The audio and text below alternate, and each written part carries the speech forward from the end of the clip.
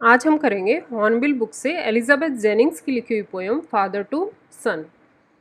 तो इसमें एक जनरेशन गैप की बात हुई है, यानी एक फादर अपने बेटे के बारे में बात कर रहे हैं। तो स्टार्ट करते हैं। I do not understand this child though we have lived together now in the same house for years. I know nothing of him, so try to build up a relationship from how he was when small, yet have I killed. तो पिता जो है, father जो है, वो कहते हैं I do not understand this child, मैं इस बच्चे को नहीं समझता हूँ। Though we have lived together now, हालांकि हम इकट्ठे ही रहते हैं अब। In the same house for years, एक ही घर में सालों से। I know nothing of him, पर ऐसा लगता है या ऐसा मैं समझता हूँ कि मैं उसके बारे में कुछ भी नहीं जानता हूँ। So try to build up a relationship from how he was when small, have I killed. तो आगे वो कहते हैं कि मैं कोशिश करूँगा कि मैं उससे अपने ऐसे रिलेशनशिप बनाऊँ या ऐसे संबंध बनाऊँ from how he was when small, कि जैसे उसके तब होते थे जब वो बच्चा छोटा था। यानी वो प्यार का संबंध जो बाप बेटे का था, वैसा ही संबंध मैं दोबारा बनाने की कोशिश करूँगा। येट हैव आई किल्ड, पर क्या हमने सारे ऑप्शंस ख़त्म कर दिए हैं? क्या हम वैसे संबंध दोबारा नहीं बना पा रहे हैं? द सीड आई स्पेंट और सोन इट वेयर, आगे वो कहते हैं कि जो बीज मैंने बोया था वो कहाँ चला गया? The land is his none of mine, ऐसे लगता है कि ये धरती मेरी है ही नहीं, ये धरती केवल उसकी है। वी स्पीक लाइक स्ट्रेंजर्स, हम अजनबियों की तरह बात करते हैं।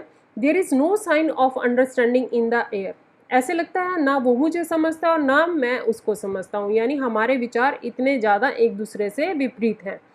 This child is built to my design, मेरा बेटा देखने में बिल्कुल मेरे जैसा है, यानी मेरे जैसे नैन नक्श हैं उसके। Yet but he loves I can not share, पर मैं बता नहीं सकता कि उसे जो पसंद है या जिसको वो प्यार करता है, आई कैन नॉट शेयर, मैं यहाँ पर बता भी नहीं सकता हूँ।